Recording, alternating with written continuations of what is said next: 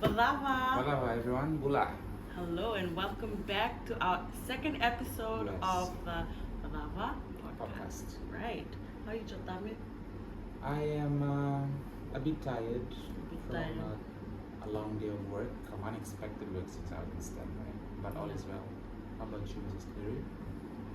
Been quite busy. Yeah, back with school again, taking classes. And I just had back to back. I had the morning class from 9 to 1. And I had my driving lessons. How's the driving? Oh my gosh, the driving. So like by this time next week, I'll have my P. That's a way. I can't believe I'll be driving around. But VVI, like, because I already know how to drive, I just have to take it all the way, you know? But I drop you. You want me to drop you? It's all in my guitar. Okay, Yeah. That's good. That's good. You haven't flown out in like a week. Yes, I've been on the ground for a week because got a new passport. So I have to get my Canadian visa redone. So they have to take my passport. So was it expired, like the visa? Or The just passport expired. and So- even though the visa is not expired? So a Canadian visa expires with a passport. Wow, Yeah. that's So if you apply for a Canadian visa, it expires with your passport. passport. So mine expired that's earlier interesting. this year. Yeah. So it expired with the visa. So the new visa will expire in 2035. 10 years now. from now. In Many. And your passport will be fully, it'll be so thick and used and Amen. amen. to that. Amen. Amen to that. We managed to finally sit through and watch the whole pilot episode. So I was thinking of us identifying some of the good things and probably some of the things we'd like to work on as we embark on this journey. Right. Yeah. Just some, what did we say? Like a kick and a kiss. Kick and the kids. Okay, some things that I noticed. Manucci. Something that, because obviously when we're watching ourselves, when we're watching the episode, we're watching ourselves and we're Yeah. critiquing ourselves, yeah. So some things that I picked up was like first episode, half the time like slapping full pillow, I had full a pillow. big, yeah. At least this one is quite small and demure, like me. But yeah, that was one. So I kept slapping. Probably one of the biggest kicks, it was too noticeable, was the movement of my sitting position. One time it was like this, and like literally 5 Yeah. seconds later it's this way, and then I'm sitting like I'm And then you standing. lie down. Yeah. But just to be aware of my posture, I guess. Same. Yeah. The Same. idea is to be comfortable, but in the public space. Yeah. Watchable. You don't want to see things you don't want to see. Yeah, but that kind of that is a kick. And for your kiss? What is one good thing? Well, okay, I would say a good thing about Okay. you. I liked how you kept directing the conversation. Guiding it. Okay, you're the guide. Yeah, but she was very effective in that, directing the questions and bringing us back to the flow. And I, on the other hand, felt like so she was able to pull it back, which is a very balance it. very good task and skill. Thanks. Yeah, And okay. also, I think one good thing that I picked out of it was I was projecting. It was quite loud and clear. Yes. Because that's when I'm editing it, like I can hear myself. Yeah. Because she's the editor, director, and the producer, And he's the manager and the what? I'm the star. In charge of the set and what do you call But it? yeah, you did well. Thank you. Good job. And you'll do better. 10 out of 10. Still, no, never 10 out of 10. It's always It's 9 9, out of yes. 10. Yeah. Okay. I'll take that. Okay. I'll take that. Okay. I don't have a direction for today. You didn't have a kiss for me? Wow. I did. Okay, kiss for you. is gosh, That's worrying if you That's can come up worrying. with the keys. I wasn't ready. It's like No. kick you out of my house. Leave my cup of tea. Chotame, he was more prepared. How? He, I don't know, you were more ready, like, you know, like you knew what you wanted to talk about, like really, like you're more specific with your points, you know what I mean? Okay. Yeah? Me, I was generalizing a lot of stuff, but you knew what you want to talk about in the series to come. Okay. Like you're sure. Oh, You're yes. sure and you're sound of mind. Intentional, okay? So he's more intentional, I guide. Wow. Be very careful, guys. You can have The wrong guy. the wrong intentions when you have the wrong guy. All right. So what is something you'd like to talk about today? What's on your mind? What is on my mind? Oh, yes. On my mind. So last night you had given me something to read, Yeah. and it was a very interesting read, and I would like to talk about that. Last night. Chatami, you gave me an assignment to read. Oh yes. And the thank title you. of this assignment is It was a legal and critical analysis of the role of police concerning domestic violence, or IPV, that is intimate partner violence in Fiji. Yes. Yeah. So intimate partner violence, that's a more specific. Yes. Domestic violence. Because is domestic violence can umbrella. mean parent and child. Yes. Parent versus parent. Okay.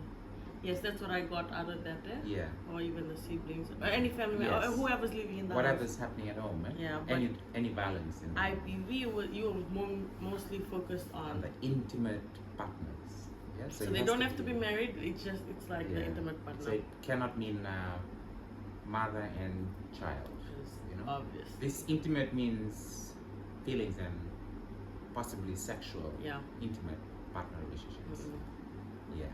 Yeah. So what made you, out of all the topics in the world, what made you choose that?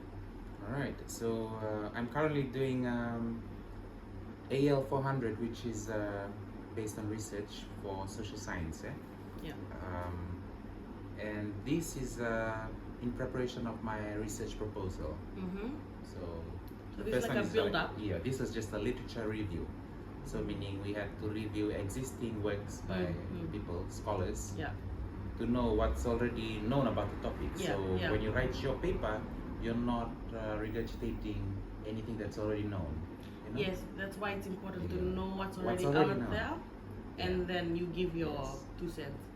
Right. This is the difference with, I would say, from a undergrad, because a degree is your undergraduate Yeah. diploma degree. Mm. A postgrad is how you see things post graduation, post the learning in university. Okay. Right. The undergrad part is the university guiding you. And you get all the literature information, and then you just make your opinion off of that. That's Yes. what. But this one here, you not really disregarding what they already written, but you're giving something else, like Yes. a new perspective. Or what? Research is all about adding to what's already known, and not just adding bullshit or anything. Yeah. You're supposed to add useful Of course. additional information that makes the topic more well known, I guess. Yeah. See? But yeah. Yeah. I was always leaning towards the police when it comes to Fiji, because Yeah. I've always studied about police brutality, the role of police in public. Because growing up, I knew that if I was lost in town, my Yes. mother told me just go to the police station or run to a police officer and let them know. Look for them. Yeah. Yes. So I the miss police was that that lighthouse, you know? It was Yeah. that safe Like a beacon light of- tower. right. Beacon, You have to. Yeah. Yeah. He's a safe person. Yeah. But Can help then me. you see the way it has turned out in years. News articles and Amnesty International, mostly, they report on police brutality in Fiji. and it's a dark reality. We still have claims and allegations that bodies are dumped after police misconduct. Yeah. You know, cases not being carried out in accordance to law because of police misconduct. Yeah. And it was interesting to see too, like there was the survey in your what do you call it, assignment regarding domestic abuse. How many people, the percentage of who took it, who takes who it, actually takes it serious as a case, or and who knows how to go about it, or what are the proper channels to follow if someone reports that. The percentage of who knew, who didn't know, and then these people, the police officers that know but don't practice, right? And and it's reality, and it's not only officers, it's also us, like when we know that it's a wrong thing, but we big still part on the community and us. It's one thing to know, good on you for knowing, but it's a whole different story to actually do something about what you know. Like, I see where you're coming from, because in the community itself, like, okay, let's disregard the police for now. Domestic violence, it's quite common. I'm sure you have seen some form, whether it could be in your house or your neighbor, but it's always that, should I report it? Is it my or am I stepping overstepping? Mind my own business. Like, should I just mind my own business? Kind of thing. Yeah, so it's very tricky like for me, that's my opinion. So I don't know, what would you do in that situation? Only when they start getting hurt. Because as you have said, we all have been witnesses to this happening in the neighborhood, community, and I've heard people around me engage in domestic violence, and yes, I've chosen to mind my own business. Okay, but I think with the research and being passionate about the law and human rights in particular, you get to realize that breach of human right anywhere is a breach of human rights everywhere. Like, you cannot say that you're enjoying human rights when other humans are not equally enjoying rights which are equally attributed to everyone. No one's above anyone else, because we have equal rights. We all have equal rights, and you can't be enjoying the equal by yourself when the next door something's happening, because you're enabling it. You are in a bystander. But that is true. It's a tricky situation. Sometimes kind of have to mind our own business, I think. Well, it's just a very tricky, sticky situation. I don't know if there's like a right answer to it. Might need to cut all that out. Or just leave it in and we're learning as we're going. Yes. Because this is just the beginning of your, right? Because you're gonna still. Yes, I will develop it into a research proposal. But I've always been thinking of this topic since coming to know about police brutality and all that. And the law. Of the land. And I learned about the no-drop policy, which is a zero tolerance policy when it comes to reporting domestic violence to the police in Fiji. Say that again? No-drop policy? There is a no-drop policy, or the zero tolerance policy. Yeah? To what? This was introduced by the Fiji police back in 2009. Following the passing of the New Crimes Act. And it's really interesting when you follow the history of domestic violence in Fiji. How it was not even considered a crime. It came under assault. Okay. It came under the offense of assault and grievous bodily harm, battery, or discipline. Like there was no crime called domestic violence. Because they didn't see it as a crime. Like you said, those things. And I also think like discipline, like the husband beating the wife because she never, so, that's just their business. That's how they deal with it. Okay. So that's why it wasn't taken seriously. Ish. And then another, from my study, another author argued that this is due to our patriarchal background, our colonized background, like as Fijians, because the laws we have are laws that have been adopted from our colonizer. When Fiji became independent, Yeah. we didn't like just come up with new laws. We adopted English law, which then slowly were Custom. what's the word? Amended. Amended. And changed to suit our local needs. Customized. But their foundation, it was to favor men, because even in the British That was society, back then. they do have a queen, but The head of the house is the head of the house is still the men. So, can you explain what the no drop policy is like for Very the sure. people that? So the no drop fell versus the law? policy, to the best of my knowledge, you can probably do some more research on this, is basically when a woman or when a partner, the victim, decides to lodge a complaint of domestic violence or IPV to the police. Yeah. The police are required by law to take the case seriously, to try and get a domestic violence restraining order, the Yeah. DVRO, and to even take it further, higher to court if it needs to, Yeah. in order to get that domestic violence case solved. So basically, like treat it as a priority, like. You cannot drop it. No All right? drop. No drop policy. Zero tolerance. So if they take the case, then you have to take it all the way. You have to take it all the way. Wherever it get Yeah. it, yeah. It has to close with a court, and that means the perpetrator Gets tried.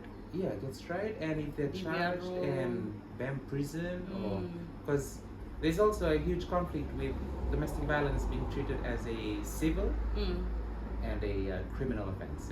It changes. Oh yeah, that's the thing. Domestic violence actually has a tricky way of switching from civil to criminal, and that is on the court to decide. Yeah. And of course, court and legal proceedings take a while in Fiji, and it takes a lot of money as well, Yeah. resources and time. And then this is why you're doing this whole research. You want to see the ins and Yes. outs and. Yeah.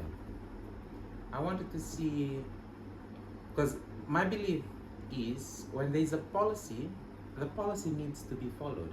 Yeah. That's Like, the whole point. That's the whole point of a policy. It needs to identify a problem and provide solutions. Okay? So this zero tolerance, no drop policy, when it comes to domestic violence, it saw that domestic violence cases were not being seen as serious. Right. Okay? Were not taken seriously. And that's why they Put the this no in drop place. policy. Right. And when you put that policy, you think, okay, now Now there'll be we can justice. combat domestic violence and serve justice served. And then you find out that okay, It's still happening. it's still happening, and it's a bit disappointing. But then coming to read more about it, then you really get to see reality on the ground. How our culture again affects us as Fijian people, as Itoke. The community. Yeah, how we are so concerned with Image. yes, with society, Yeah. with what they'll think Of the household. of the household. And then even reporting it, sometimes the victim will get abused and they don't want to They take don't it want up. to get reported. So it's quite tricky, but then there's policies out Yes. there that protect the victim, that Yeah. help the victim. Right, nice. Okay, just a little icebreaker since it got like really, really intense over there. We just have a few trivia questions. I'll be the. Category is. My category will be the first one, which is the Old Testament. Okay, I see what you mean. I'm general, so you're Old Testament, eh? Yeah. Your first question is, what group of people captured the Ark of the Covenant? Oh, No, I haven't reached that. okay. Wait, captured? It's the Israelites when they came out of Egypt. That's what I think too. With Three. Moses, eh? Yeah. I would, because the word captured is making us like Unless rethink it. someone stole it. Was it stolen? Oh, it's found in 1 Samuel, the Philistines. They captured the. Wow, okay. I didn't know that. I just always thought it was with the Israelites. No, it was stolen. Wow, okay. And this New Testament book could be called a history of the early church. Is it found in the New Testament or Old Testament? Or early churches? Let me say the question early again. churches This in the... New Testament book could be called a history of the early church. Oh man. Acts. Acts. Good job. Okay, your question. Who called down fire from heaven? Elijah. Elijah. Dun, dun, dun. Correct for 3 points. Which book numbers the tribes of Israel? The tribes of Israel. So this is definitely Old Testament. And I think the answer is Judah. Judah is not even a book. Bruh. Wait. Hey, Judas Iscariot. Okay, a book in the Old Testament. Can I get a hint? I think it's in the question. Let me say it again. Which book numbers the tribes of Israel? Numbers. Numbers, correct. At least now we know why it's called numbers. Who left her son under a shrub so that she did not have to watch him die? Hagar. Hagar. I Left said Ishmael.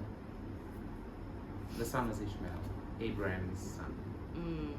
So it was Hagar. Yeah. Hagar left her son under a Hagar shrub. was Sarah's handmaiden. So this is all in Genesis. All oh my in Genesis. gosh, Genesis I'm has studying like, Genesis at the moment. Yeah, we'll talk about that. Very good stuff. Name a set of twins in the Bible. Twins? Twins. Jacob had 12 sons, and they became the 12 tribes of Israel. So Jacob- he changed his name from Jacob to Israel. His name changed to Israel. Okay. Jacob is Israel. I knew that. Of Yeah, course you did. I knew that. Alrighty. Broke the ice? Ice is broken. Until then, stay safe. Bye-bye. Period. Please be recording. Honestly,